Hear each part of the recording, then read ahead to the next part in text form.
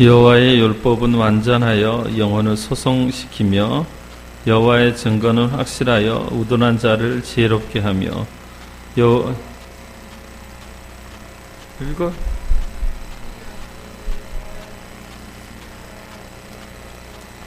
여호와를 경외하는 도는 정결하여 영원까지 이르고 여호와의 법도 진실하여 다 의로우니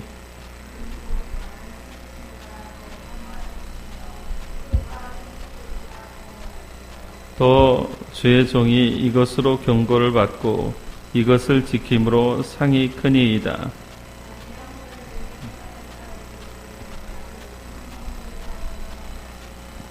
또 주의 종에게 고의로 죄를 짓지 말게 하사 그 죄가 나를 주장하지 못하게 하소서. 그리하면 내가 정직하여 큰 죄과에서 벗어나겠나이다. 나의 반석이시여 나의 구속자이신 여호와여, 내 입의 말과 마음의 묵상이 주님 앞에 연락되기를 원하나이다. 아멘. 지난주에는 1절부터 6절까지 창조 속에 나타난 하나님의 영광에 대해서 말씀을 드렸고, 일반 계시 속에 하나님의 창조주의 솜씨가 드러나 있는 거예요. 하늘에게, 하늘, 달, 별, 모든 것에 하나님의 그 형상, 하나님의 능력이 나타나 있는 것을 말씀을 드렸어요. 오늘은 이제 특별 계시, 말씀 속에 드러난 그 하나님의 영광에 대해서 말씀을 하는데, 하나님의 말씀은 여러 가지 기능이 있는데 오늘 시편 기자 다윗은 몇 가지를 이야기합니다. 첫째, 7절 말씀 보면 하나님의 말씀은, 여호와의 율법은 율법이다 하는 것 다 하나님의 말씀이에요. 하나님의 말씀은 완전하여 영혼을 소성시키며 라고 말씀하는데, 그러니까 여호와의 율법은 완전하여서 우리의 영혼을 살아나게 해요. 살맛나게 해요. 하나님 말씀이 들어간 영혼은 정말 힘들어도 살아갈 소망이 생기고요. 우울증에 걸리고 질병에 걸리고 정말 인생의 막장 그런 끝난 상황 가운데서도 우리 영혼에 새 힘을 불어넣어 주셔요. 그래서 살 소망이 생기는 거예요. 세상의 악한 자들을 새롭게 만들어요. 하나님의 말씀은 우리 영혼을 소생케 하는 능력이 있습니다. 그래서 하나님의 말씀이 10년 깊숙한 곳에 들어가면 대도라고 하는 사람도 주 앞에 돌아가고, 또 정말 도끼 만행 사건을 일으켰던 고재붕이라는 사람도 하나님 앞에 돌아오고, 옛날 명절 땐가 저 전라도 영암 어디에 사람을 인육을 먹었던 그런 살인마들도 사형당하기 얼마 전에 예수를 믿고 다 주님 앞으로 돌아오고 자신의 죄를 회개하고 이렇게 삶을 마칩니다. 그러니까 강도도 사기꾼도 살인마도 도둑놈도 하나님의 말씀을 들으면 영원히 살아나는 역사가 있는 거예요. 세상은 불완전하고 사람도 불완전해요. 그런데 하나님의 말씀만 완전해요. 하나님의 말씀은 하나님의 거룩한 성품을 나타냅니다. 하나님의 말씀은 온전한 것을 비추어줘요. 우리 영혼은 이 말씀에서, 이 말씀 안에서 새롭게 태어나는 거예요. 거듭나는 거예요. 소생되는 거예요. 그렇기 때문에 우리가 날마다 새로운 인생을 살 수 있는 비결이 뭐냐? 하나님의 말씀을 읽고 하나님의 말씀을 묵상하는 거예요. 그러면 그 영혼이 새롭게 태어나는 거예요. 하나님의 말씀을 들을 때 영혼이 거듭나고 새롭게 되는 역사가 있는 거예요. 매일 의미 없이 반복적인 찌든 인생을 살아가는 사람에게 하나님의 말씀은 생수와 같습니다. 하나님의 말씀은 삶의 모든 문제를 해결해줘요. 그래서 하나님의 말씀은 우리의 영혼을 살아나게 한다, 소성케 한다. 그렇게 시인은, 다윗은 그렇게 얘기해요. 두 번째, 하나님의 말씀은 우둔한 자를 지혜롭게 만들어요. 그러니까 세상에 정말 미련한 인간들이 많아요. 미련한 인간들은 세상이 전부라고 하고, 세상에 있는 철학이나 세상에 있는 유행이나 세상에 있는 것들이 전부로 압니다. 오늘 본문의 7절의 말씀 보면 여호와의 증거는 확실하여 우둔한 자로 지혜롭게 하며,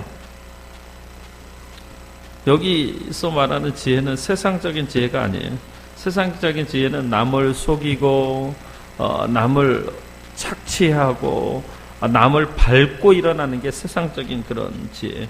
그래서 자기 배만 채우고 결국은 이기적인 그런 지혜예요. 그런데 여기 다윗이 얘기하는 지혜는 지혜롭게 한다, 이런 세상적인 지혜를 말하는 것이 아니라 참된 지혜를 이야기해요. 땅이 전부라고 하는 사람들이 하나님의 말씀을 들으면 그렇지 않아, 이 세상은 전부가 아니야, 하늘에 속한 지혜를 추구하고 하나님 나라, 하늘나라를 상속받는 그런 지혜를 추구합니다. 그래서 신령한 복들을 누려요. 다른 사람과 함께 복을 누릴 수 있는 그런 참된 지혜를 오늘 본문이 이야기하고 있습니다. 이런 지혜는 세상에서는 얻을 수 없어요. 오직 하나님의 말씀을 통해서만. 주무신다. 또 하나님의 말씀이 어리석은 자를 지혜롭게 만들어요. 또 하나님의 말씀은 우리 마음을 기쁘게 해요. 세상에 어떤 것도, 뭐 세상에 아무리 화려한 것, 우리 배를 채우는 것, 인기를 추구, 그런 것들은 다 만져보면 꿈꾸는 것과 같아요. 그것이 영원한 기쁨을 주지 않아요. 뭐 스타가 되기 위해서 열심히 수고하고 노력해도 스타가 되보면 마음이 즐겁지 않아요. 허무한 거예요. 돈을 억만금을 벌어보고 싶어서 진짜로 억만금을 벌어왔는데 그것도 만족이 되잖아요. 근데 하나님의 말씀은, 이 말씀은 우리의 영혼을 살리기 때문에 마음에 기쁨이 있어요. 그래서 다윗은 8절에서 여호와의 교훈은 정직하여 마음을 기쁘게 한다. 세상 사람들은 하나님의 말씀을 이야기하면 마치 사냥꾼이 올무에 빠지는 것 같아. 그냥 자유를 잃어버리는, 수요일날도 교회 나가야 되고, 또 주일날도 예배 드려야 되고, 또 목상 모임도 가야 되고, 그러니까 자기들이 가지고 있었던 그 자유를 잃어버리는 것처럼 생각해요. 자신의 자유를 빼앗긴 것처럼 느껴요. 근데 그렇지 않아요. 하나님의 말씀은 나에게 정직한 교훈이 되기 때문에 그 말씀을 듣고 순종하면 정말로 영원의 샘솟는 기쁨이 있는 거예요. 이것은 정말 느껴본 사람 외에는 알지 못해요. 마치 우리가 여행 갔을 때 그냥 홀로 여행 간 것보다는 이제 가이드가 있어서 그 여행지를 잘 설명해 줄 때 의미가 달라지는 것과 같아요. 여행지에서 안내자, 가이드가 있느냐 없느냐라는 것은 천지차이입니다. 올해 초에 저 경주 박물관에 갔는데, 경주 박물관에 보니까 이 안내하는 여자가 땅딸만한 조그마한 여자가 한복, 생활 개량 한복을 입고 안내를 하는데 얼마나 그 설명을 잘하든지 마음이 아주 즐겁고 시원했어요. 이 안내자는 마음을 즐겁게 하고 시원하게 해요. 하나님의 말씀이 우리의 삶을 인도하는 안내자와 같은 거예요. 그래서 하나님의 말씀이 진리라는 거예요. 진리가 우리를 자유케 하며 또 우리의 인생을 즐겁게 합니다. 하나님의 말씀의 안내를 받으면, 하나님의 말씀을 안내를 받으면 정말 안식을 얻어요. 평안을 얻어요. 그렇기 때문에 즐거운 거예요. 내 마음에 기쁨이 넘쳐나는 거예요. 하나님의 말씀 안에서 거듭난 사람들은 그 말씀으로 즐거워하는 거예요. 또 하나님의 말씀은 우리의 눈을 밝게 합니다. 본문 8절 말씀 보면 여호와의 계명은 순결하여 눈을 밝게 하시도다. 하나님의 말씀은 순결하기 때문에 우리의 눈을 밝혀요. 눈을 밝게 한다라는 말의 의미가 뭐냐면 마음을 밝게 한다라는 거예요. 왜냐하면 눈은 마음의 거울이기 때문에 그래요. 내 마음이 혼란합니까? 내 마음이 도덕적으로 영적으로 혼란합니까? 그럼 말씀을 보시고 말씀을 묵상하십시오. 영적으로 순결한 상태에서 기도를 드려야지 하나님이 그 기도를 기뻐 받으시는 거예요.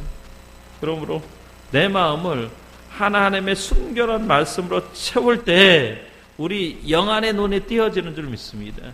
우리 눈이 맑아지는 줄 믿습니다. 우리 눈이 밝아져야지만 하나님을 바라보고 하나님 나라를 바라보고 영생을 추구하는 거예요. 그렇지 않으면 세상이 더럽고 추하고 세상 것들을 추구할 수밖에 없는 거예요. 또 다윗은 하나님의 말씀은 우리 삶을 분명하게 한다고 말씀을 해요. 9절 말씀 보면 여호와를 경외하는 도는 정결하여 영혼까지 이르고 여호와의 법도 다 의롭다. 하나님의 말씀만이 영원함을 이야기해요. 세상은 다 일시적이고 찰나적이고 제한적이고 한시적이에요. 모두 다 지나가는 것들이에요. 세상적인 것들은 다 한때 아무리 영광스러운 것들도 다 취해보면 지나가는 것들이에요. 근데 오직 하나님의 말씀만 영원한 거예요. 하나님의 말씀만 의로워요. 하나님 말씀만 거룩해요. 무엇이 우리를 영원하게 만들었죠? 무엇이 우리를 의롭게 만들었죠? 오직 하나님 말씀만이. 하나님의 말씀을 붙들 때 우리 삶에 흔들림이 없는 거예요. 그래서 아주 선명하고 명확하게 그 인생길을 걸어갈 수 있는 거예요. 하나님의 말씀이 우리 삶을 분명하게 만든다라는 거예요.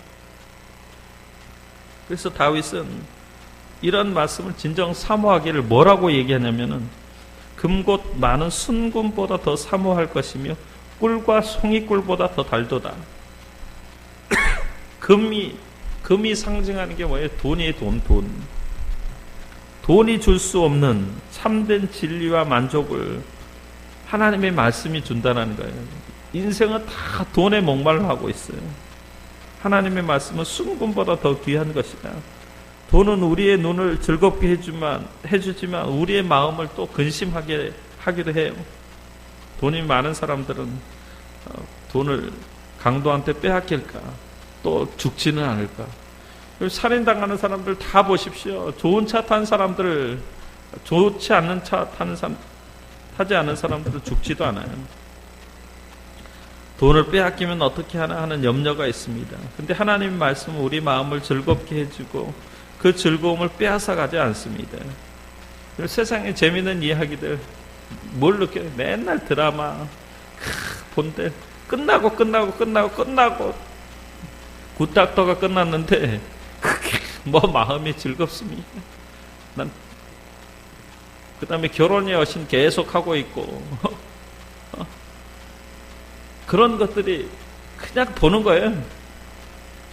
그게 그냥 킬링 타임으로 보는 거예요. 그게 나는 그런 것들이 내 영혼을 기쁘게 하고 만족시켜 주진 않아요. 그냥 시간을 보내는데 쓰여집니다. 근데 하나님 말씀 보는 순간은 정말 의미 있고 마음에 정말 어떤 무장하고 또 다짐하는 그런 시간이에요. 마음을 풍성하게 해줘요.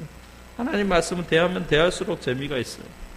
만화책도 다 봤죠. 난 만화책도 열심히 봐봤고 세상의 영화도 봐봤고 텔레비전 드라마도 봐봤고 즐거운 것들 다 해봤어요. 근데 그때뿐이에요. 놀라운 거는 뭐냐면 맨날 지금 영화 보는데 본 걸 또 봐도 새로운 것 같아. 봤는지 안 봤는지 몰라. 그만큼 의미가 없다라는 거예요. 그만큼 우리 내리 속에 그것이 우리 영혼을 살찌우게 하는 것이 아니라는 거예요. 근데 하나님 말씀은 그렇지 않다라는 거예요.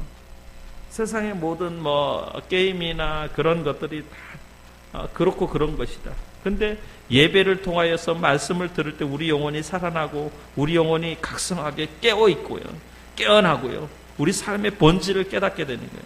그만큼 예배가 중요한 거예요. 예배는 말씀을 통해서 우리 영혼을 새롭게 합니다.